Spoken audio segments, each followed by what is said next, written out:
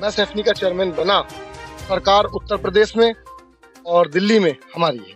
तो ये समाज सेवा चुनाव लड़ने के लिए थी क्या? क्या सोच के कर रहे थे आप इसको? मतलब चुनाव टिकट पर ही लड़ेंगे? ये पार्टी का विषय है कि पार्टी मुझे कहाँ उपयोग में ले सकती है। आप बच रहे हैं सवाल से। बचने की तो बात ही नहीं है नुमान भाई। किससे फाइट मानेंगे अगर सैफनी में चुनाव होगा भारतीय जनता पार्टी का? तो मैं पार्टी तो बता दीजिए, किस पार्टी की टिकट से आपकी मुठभेड़ होगी अगर आपके पास भाजपा का कमल का फूल होगा? नहीं मानेंगे तो चुनाव किससे लड़ रहे हो फिर?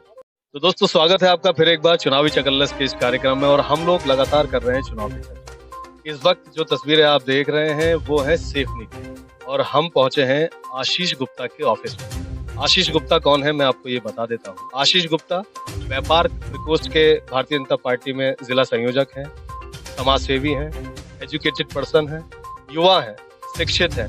तो ऐसे में हम एक कार्यक्रम करेंगे चलते चलते, जिसमें हम आशीष गुप्ता से बात करेंगे कि आखिर सैफनी के मामले पर अगर उन्हें भारतीय जनता पार्टी चुनाव लड़ाती है तो उनकी क्या सोच होगी। चलिए चलते हैं आशीष जी के ऑफिस में और उनसे बात करके आपके समक्ष उनकी बातों को रखने का प्रयास करते हैं।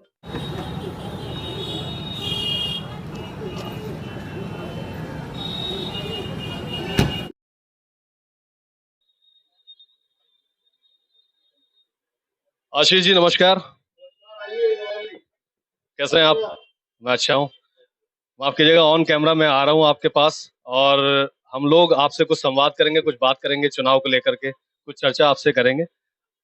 ये आप व्यूवर्स को मैं बता दूं, ये आशीष गुप्ता हैं जिनकी मैं बात अभी कर रहा था, और ये उनका कार्यालय है जहाँ पर वो लोगों के समक्ष बैठते हैं, उनकी बात सुनते हैं, और जो भी समाज कार्य या पार्टी के जो भी कार्यक्रम है वो यहीं से चलाते हैं। सही कह रहा हूँ सब? तो सबसे पहले स्वागत है आपका हमारे फैक्टम पर। और इससे पहले ही मैंने सैफनी के लिए एक वीडियो बनाई थी, उसमें बड़ा विवाद हुआ था, तो मुझे लगा कि इस विवाद को मैं सैफनी जाकर के खत्म करूंगा। तो मैं ये चाहता हूँ आशीष भाई कि हम लोग आपके कार्यालय में ना बैठे, बल्कि एक सार्वजनिक स्थान पे चलते हुए लोगों के समक्ष आपसे बातचीत करें। आप तैयार हैं? बिल्कुल तैयार हूँ। पहले तो आपका स्वागत, अभिनंदन कि आपने अपने चैनल के माध्यम से मुझे अपने दर्शकों को दिखाया। आपका और इन सभी दर्शकों का दिल से शुक्रिया। चलिए तो चलते हैं दोस्तों। कहाँ पर हम लोग बात करेंगे? कोई उचित स्थान ऐसा है जहाँ पर हम लोग चल के टहल के बात कर सकें? जमीन से जुड़े हुए व्यक्ति हैं तो चलते चलते ही चर्चा करेंगे। तो चलिए आगे का विजुअल आपको सीधा हम लोग लेके चलते हैं जहाँ पर हम आशीष भाई से चर्चा करें। तो इस वॉक थ्रू में आप हैं मेरे साथ फैक्टम पर। जो तस्वीरें अभी पीछे आपने देखी हैं वो आशीष भाई के ऑफिस की हैं, और इस समय जो हम लोग जगह आपको दिखा रहे हैं, आशीष भाई के साथ हम लोग खड़े हैं, ये यहाँ का बाजार है। बाजार ये साहब, ये जगह, ये यहाँ की बाजार है, यहाँ पर मेन बाजार लगती है। तो हमने सोचा कि क्यों ना लोगों के बीच में जाकर के जो दावा कर रहे हैं अपने आप को चेयरमैन बताने का या चुनाव लड़ने का, उनसे उनके बीच में जाकर के ही क्यों ना चर्चा की जाए। आशीष भाई, सबसे पहले ये सवाल कि राजनीति, आप छात्र राजनीति से जुड़े हैं लंबे समय से, और समाज सेवा में भी कहीं ना कहीं आपकी एक पृष्ठभूमि है, लोग बताते हैं, जनता बताती है। ऐसे में अगर जनता आपको मौका देती है कि आप चेयरमैन बने, या नगर पंचायत जो सैफनी पहली बार बनी है उसमें आपको जनता ने मौका दिया, तो क्या कुछ ऐसा देंगे जो सैफनी को जरूरत है जिसकी, या सैफनी जिसे चाहती है? श्रीमान जी, पहले तो मैं ये बताता चलूं कि ये नगर पंचायत जो बनी है ये भारतीय जनता पार्टी की सरकार में बनी है, और इसमें मेरी पार्टी के वरिष्ठ पदाधिकारियों का और मेरा बड़ा सहयोग रहा है। हम लोगों ने बड़ी भागादौड़ी की है, उसके उपरांत ये नगर पंचायत बनी है। तो मैं उम्मीद और आशा और इस विश्वास के साथ आपको ये विश्वास दिलाता हूँ कि अगर मैं सैफनी का चेयरमैन बना तो विकास तो होगा। कहाँ कहाँ से होगा ये मेरा आपसे वादा है, क्योंकि सरकार उत्तर प्रदेश में और दिल्ली में हमारी है। और आप जानते हैं कि जब दोनों जगह डबल इंजन की सरकार है तो विकास भी दुगना हो ही जाएगा। विकास भी दुगना। आशीष भाई दावा कर रहे हैं कि उनकी जो सरकार है वो डबल इंजन की सरकार है, और कहीं ना कहीं इस जिले में भी उनका जो प्रतिनिधित्व है वो भारतीय जनता पार्टी का है, और अगर वो चेयरमैन बनते हैं तो विकास, चौमुखी विकास होगा। अच्छा आशीष भाई, एक सवाल आपके बीच में, बातचीत चलते चलते थोड़ा सा बातचीत करते हैं। मुझे ये बताएं कि आपका जो जीवन है वो समाज सेवा से अछूता नहीं रहा है। आपने काफी लंबे समय से समाज सेवा में आप सक्रिय रहे हैं, लोगों के बीच में रहे हैं। तो ये समाज सेवा चुनाव लड़ने के लिए थी, या आपने फिलहाल ये प्रयास किया, या चुनाव लड़े ना लड़े ये समाज सेवा जारी रहेगी? क्या क्या सोच के कर रहे थे आप इस? यार भाई, ये सब कुछ मेरे लिए नया नहीं है, क्योंकि ये सब चीज मैंने अपने परिवार से सीखी है। इस सेपनी में लगभग 13 साल मेरे दादाजी प्रधान रहे थे और मेरे पिताजी भी यहाँ से प्रधानी का चुनाव लड़ चुके हैं। तो ये सब चीज मेरे लिए नई नहीं है। मैं छात्र का चुनाव भी लड़ा हूँ, अखिल भारतीय विद्यार्थी परिषद से, श्री गोविंद महाविद्यालय से। तो ये सब चीजें मेरे लिए कुछ नया नहीं है। ये परिवार से सीखा है, समाज से सीखा है और सेवा भाव के साथ आगे कर रहे हैं, करते आए हैं, करते रहेंगे। ये कुछ आ, नया नहीं है। आपने कहा कि परिवार में आपके रहा है, तो परिवार में क्या रहा है आपके? मेरे दादाजी यहाँ के प्रधान रहे हैं लगभग 12 साल। एक बार वो इलेक्टेड थे, एक बार नॉमिनेटेड थे। तो पिताजी भी यहाँ से चुनाव लड़ चुके हैं। तो ये सब चीजें कुछ नई नहीं है। परिवार से सीखा है कि समाज की सेवा में कैसे लगना है। कोई ऐसा कोई नया विषय नहीं है। ऐसा क्या किया था आपके परिवार ने समाज सेवा के लिए जो आपने उनसे सीखा? परिवार ने बहुत कुछ किया है समाज के लिए। यहाँ काफी शिक्षा संस्थाएं हैं। जैसे मेरी दादी के नाम से एक डोनेट स्कूल है हमारा, शांति देवी कन्या उच्चतर माध्यमिक विद्यालय, जो हमारी दादी जी ने अपने नाम से डोनेट किया था। वो चल रहा है और भी विद्यालय चल रहे हैं। काफी सामाजिक कार्य में परिवार का रुचि रहती है। अब मैं अपने मुंह से कहूंगा तो वो चीज उचित नहीं रहेगी। बाकी समाज सब जानता है कि मेरा परिवार समाज सेवी रहा है। मतलब कहीं न कहीं पहले से इन्वॉल्व हैं आप इन सब चीज़ों में, पुराना परिवार का जो एक दायित्व है, उसको ही आपने कहीं न कहीं निर्वहन किया है। अच्छा आशीष भाई, एक आरोप आप पर लगातार लग रहा है कि चेयरमैनी का जो चुनाव है, आप भारतीय जनता पार्टी के टिकट से लड़ने का प्रयास कर रहे हैं, लेकिन लोग लगातार आप पर आरोप लगा रहे हैं कि आप खास तौर से अल्पसंख्यक समूह में बहुत ज़्यादा प्रचलित हैं या उनका बहुत सहयोग करते हैं। ये आरोप भारतीय जनता पार्टी या उस तरह के लोग जो आपको भाजपा में नहीं देखना चाहते, कहीं न कहीं मेरे समक्ष ये चीज़ें आई हैं, इसलिए मैंने ये सवाल पूछा। तो ये जो प्रसिद्धि है आपकी, खास तौर से अल्पसंख्यकों में, ये सही है या फिर कुछ कोई एजेंडा है? भाई ये सब उनका एजेंडा है, लोगों को भ्रमित करने का। हमारी पार्टी का, हमारे यशस्वी प्रधानमंत्री जी का, आदरणीय यशस्वी मुख्यमंत्री जी का ये सपना है, ये आदेश है कि सबका साथ, सबका विकास, सबका संवाद। हम सबको साथ लेके चलते हैं। आप यहाँ इतने लोग घूम रहे हैं, देख लो कितने अल्पसंख्यक समाज के लोग हैं। ये प्यार करते हैं तभी तो साथ हैं, नहीं तो आज के समय में कोई किसी के साथ नहीं होता मेरे भाई।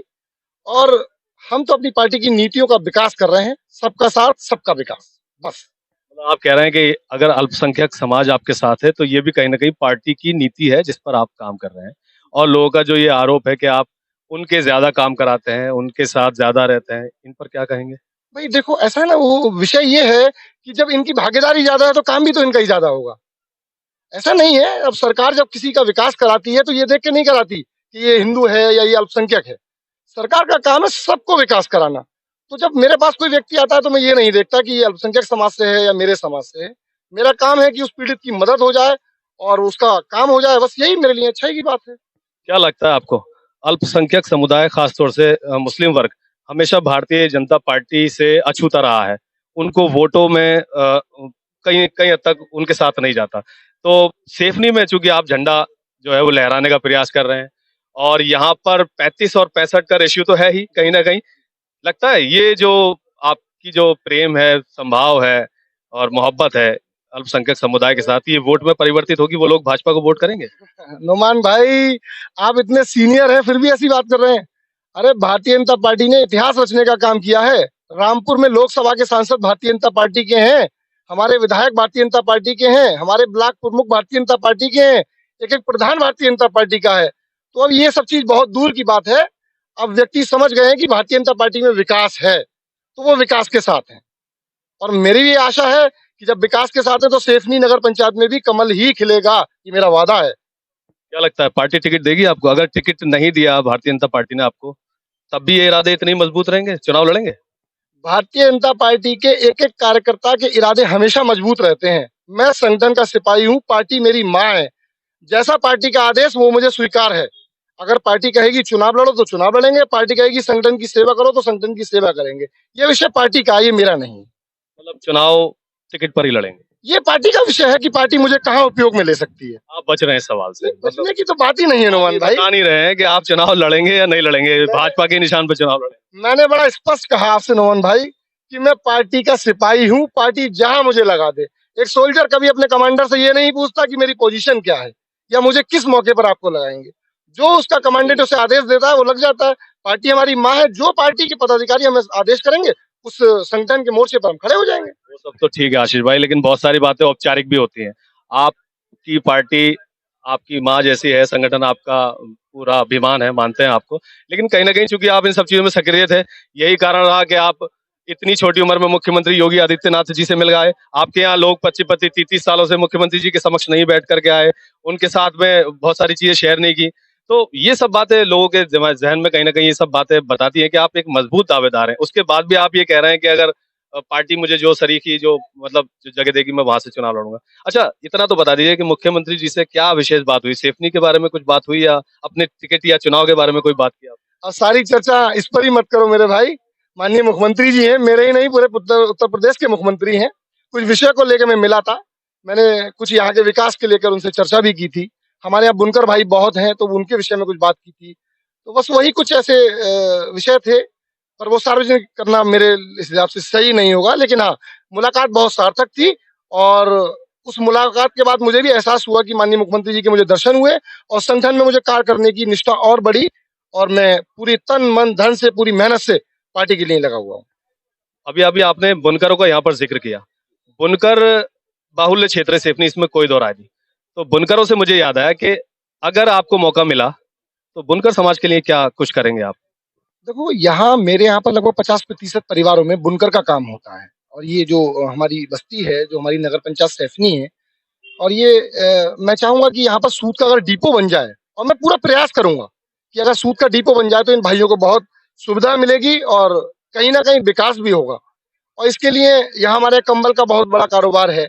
मैं चाहूंगा कि अगर मैं चेयरमैन बना तो ऐसा कोई हब बने सिवनी में, जिससे एक मंडी लग जाए ऐसी, जहाँ जो बाहर से वायर आ जाए और वायर यहाँ से खरीदारी करके ले जाए, ताकि हमारे जो बुनकर भाई हैं उनको अपने सामान का उचित मूल्य मिले, और वो लगन के साथ और करें, और सैफनी का विकास।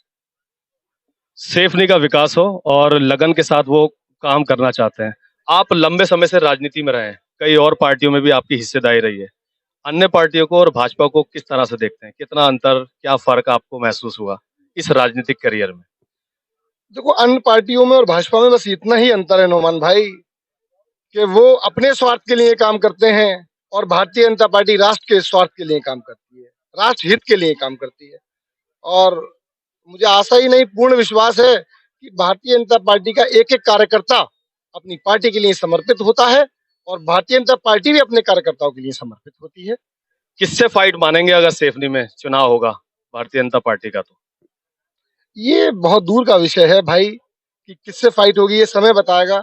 पर हाँ, इतना मैं कह सकता हूँ, कुछ तो प्रतिनिधि होंगे यार, कुछ तो सोचा होगा आपने कि अगर ये चुनाव लड़ेगा तो मैं कहीं ना कहीं उससे फाइट करूंगा। मेरा विषय ये है कि मेरे जो शीर्ष आला कमान है, वो कभी विपक्षियों का नाम नहीं लेते, और मेरे संस्कार भी उन्हीं के हैं। तो मैं पार्टी तो बता दीजिए, किस पार्टी के टिकट से आपकी मुठभेड़ होगी अगर आपके पास भाजपा का कमल का जो फूल कुछ होगा? होगा वो सब सामने दिखाई देगा नोमान भाई। किसी को भारतीय जनता पार्टी के अलावा उत्तर प्रदेश और भारत में इस समय कुछ बचा नहीं है। कोई तो दूसरे नंबर की पार्टी मानते नहीं, मानने की आवश्यकता ही नहीं है। भारतीय जनता पार्टी के अलावा कोई विकल्प ही नहीं है हो? समाज। नहीं मानेंगे तो चुनाव किससे लड़ रहे हो फिर? अरे भाई, विपक्षी तो विपक्षी हैं, समझ रहे हैं ना आप?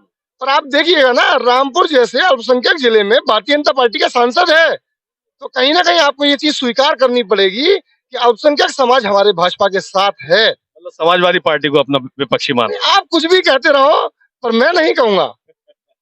चलिए, कई सवालों से बचते नजर आए आशीष भाई। चलिए, बहुत बहुत शुक्रिया, आपने हमसे बात की। और रही बात सेफनी के चुनाव को लेकर के, तो इस पे चर्चा जारी रहेगी, और अगले इंटरव्यू में जरूर किसी न किसी और अन्य प्रत्याशी से हम लोग चर्चा करेंगे और बात करेंगे कि वो सेफनी को कैसा बनाना चाहेंगे अगर उन्हें सेफनी की जनता ने चेयरमैन बनाया। बने रहिए फैक्टम पर, और हाँ, चैनल को सब्सक्राइब कीजिए, और अगर ये वीडियो आप फेसबुक पर देख रहे हैं तो फेसबुक पर भी फैक्टम के पेज को फॉलो कीजिए। बहुत बहुत शुक्रिया, धन्यवाद।